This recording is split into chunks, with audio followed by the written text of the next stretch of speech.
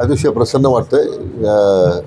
प्रत्येक वर्षाची माझी वारी जी आहे, कोविड वगळता प्रत्येक वर्षी मी रेणुका मातेच्या दर्शनाला मी नेहमीच येतोय. मला प्रथमतः सर्व भाविक भक्तांना या नवरात्रीच्या मनपूर्वक शुभेच्छा द्यायच्या आहे. त्याचबरोबर आपल्या देशाचे लाडके पंतप्रधान विश्वनेता आदरणीय नरेंद्र मोदीजी यांचं अभिनंदन करायचं आहे की स्वातंत्र्य दिनाच्या दिवशी त्यांनी केलेली घोषणा ती प्रत्यक्ष आता वास्तवामध्ये आलेली आहे. बऱ्याच जीवनावश्यक वस्तूंच्या वरचा GST कमी होऊन तिने आता नवरात्र हा बचतीचा उत्सव साजरा करावा असं त्यांनी माननीय प्रधानमंत्र्यांनी जाहीर केलं आहे. तर सर्व स्तरातून स्वागत होतं आहे. सर्वसामान्य माणसाला मोठा दिलासा मिळतो आहे.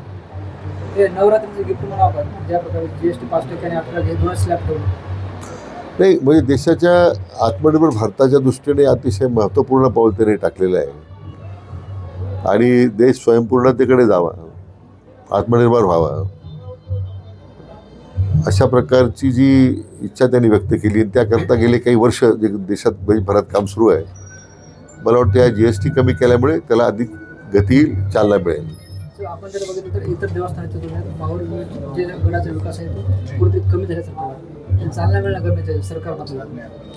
हे आमच्या माध्यमातून मला वाटतं आमच्या सरकारनं माननीय मुख्यमंत्री माननीय देवेंद्रजी फडणवीस साहेबांनी आमच्या चोंडी येथे झालेल्या मंत्रिमंडळाच्या बैठकीमध्ये विस्तारित आराखड्याला मान्यता दिलेली आहे. त्यामुळे सरकारकडून काही दुर्लक्षित झाले देवस्थान असं अजिबात नाही आहे.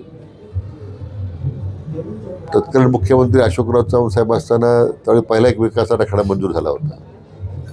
त्यातून काही कामं झाली. आता मान्य नितीन गडकरी साहेबांनी विशेषतः पुढाकार घेतला आहे फेनिकल लिफ्ट करण्याबद्दल किंवा त्याचा काही तांत्रिक बाबी येत होत्या, त्या अडचणी येत होत्या, त्या आता सुटलेल्या आहेत. आणि मी म्हटल्याप्रमाणे माननीय मुख्यमंत्री देवेंद्रजींनी त्या विस्तृत आराखड्याला आता मान्यता दिलेली आहे. आता तेवढंच आहे की त्याला गती देणं, लवकरात लवकर निधी उपलब्ध करून देणं, हा विकास आराखडा लवकर पूर्ण होईल या दृष्टीने प्रयत्न करणं हे निश्चितपणे आम्ही करू. सर, मराठा आरक्षण विरोधात कोर्टात सुनावणी पार पडणार नाही. आता असं की आता आरक्षणा मुद्द्यावर मी आता काही भाष्य करणार नाही, कारण आता न्यायप्रविष्ट बाब आहे. परंतु अतिशय धोरणात्मक निर्णय आपण करताना तर कोणत्याही समाजाचं आरक्षणमध्ये आपण कमी होणार नाही याची अतिशय पूर्ण दक्षता घेतलेली आहे. मला वाटतं माननीय मुख्यमंत्री देवेंद्रजी फडणवीस साहेब यांच्या मार्गदर्शनाखाली हीच भूमिका मी अध्यक्ष मंडळ समितीची राहिली होती. मला वाटतं आता न्यायालयाची कसोटीमध्ये तो हैदराबाद गॅझेटचा GR टिकला पाहिजे एवढीच आता मातेची चरणी प्रार्थना आहे. मनोज जरांगे पाटील यांच्या भाषणाचा भाग जो आहे तो कोर्टात मांडू, दसऱ्यापर्यंत पुनर्विवाह द्या अशी दडपशाही मनोज जरांगे पाटील करतात असं छगन भुजबळ म्हणाले. मी त्याचं भाष्य करणार नाही, कारण मी अनेक वेळा हे सांगितलेलं आहे की सगळ्या नेते मंडळींनी थोडं आता आपले वक्तव्यावर जर आवर घातला. मी जरांगे पाटलांना विनंती केलेली आहे, भुजबळ साहेबांना विनंती केली आहे. काय की समाजामध्ये विनाकारण एक दुही निर्माण होते, म्हणजे अधिक मन कलुषित होतात, तर ते आपण टाळलं पाहिजे. ह्या पुरोगामी महाराष्ट्राला हे अभिप्रेत नाही आहे. मला वाटतं निश्चितपणे प्रत्येकाला आपल्या मागण्या मांडण्याचा, आपली भूमिका मांडण्याचा अधिकार आहे, परंतु त्यातून थोडा संयम बाळगला पाहिजे अशी माझी अपेक्षा आहे, विनंती आहे. आणि नवरात्रीच्या मनापासून मी पुन्हा शुभेच्छा व्यक्त करतो.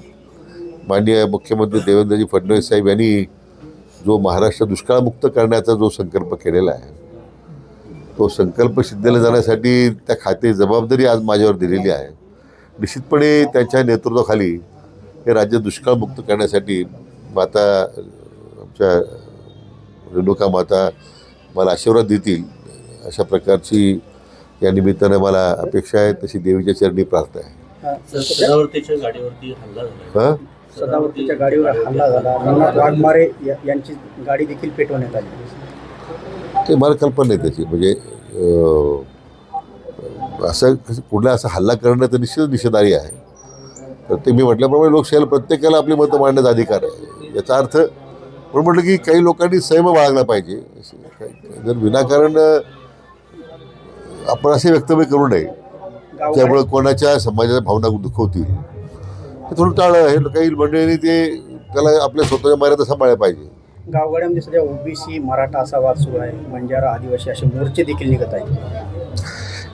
मला वाटतं काळाच्या ओघामध्ये जो काही गैरसमज निर्माण झालेला वेगळ्या समाजामध्ये तो आपोआप कमी होईल. समाजामध्ये मतमतांतर होणं, गावगाड्यातलं एक सोशल फॅब्रिक जे म्हणतो आपण त्याला, ते खराब होणं हे निश्चितच मी म्हटल्याप्रमाणे पुरोगामी महाराष्ट्राला परवडणार नाही आहे. सगळ्यांनी शांततेने पुढं जावं. मी म्हटल्याप्रमाणे कोणाचे अधिकार आणि कोणाचं आरक्षण कमी होणार नाही, ते काढलं जाणार नाही. तर महागाईवर नियंत्रण मिळणार सरकारला अभ्यास आला असं अमोल कोल्हे मारत आणि वन नेशन वन टॅक्स असला पाहिजे असे अमोल कोल्हे मारत. ठीक आहे, प्रत्येक मत मांडत असतो. अमोल कोल्हेंना एवढीच विनंती आहे की थोडं संसदेमध्ये जरा जास्त बसत जा. सरकारची भूमिका कळेल त्यांना काय.